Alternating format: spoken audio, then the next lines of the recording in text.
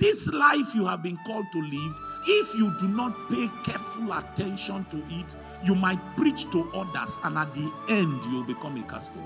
This realm is designed to pull you in the opposite direction of what God has in mind.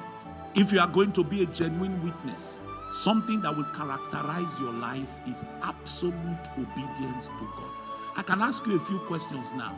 This place you have arrived in your life today, the place you are pursuing in marriage, the place you are pursuing in academics, the place you are pursuing in what you call your calling, your profession, who sent you? Whose voice did you obey that led you to this place in your life? These things you are doing now is even strange that it is Christians that are coming up with shortcuts on how not to live in absolute obedience to the Lord.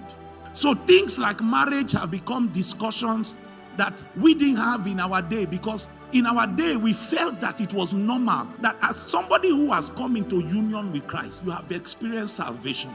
You know your God. Is it not normal that if you are God are in a love relationship, he should tell you who to marry?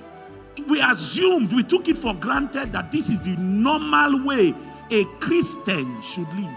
But now a generation is coming up to tell you, you don't need to hear God before you marry. If you just see the sister and you like her, just go and tell her. All these procedures of pray, do you mean that there's only one brother for one sister and one sister for one brother? Do you mean that if I miss the will of God, then it means I won't have a good marriage? You see, the problem is you think that the commandments of God are too hard.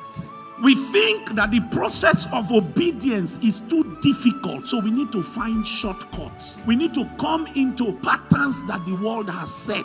We need to look like the very thing that God has called an abomination. And the root cause is that we do not know the way of obedience. If you know what people are going through in their marriages, you will hear God before you marry. If you know exactly how tough it is to navigate marriage, you will make sure that God is in that boat before you enter. If you know how important a marriage is and why Satan is fighting marriages consistently, if you know how important the union between a man and a woman is in the agenda of God, you'll be careful who you marry.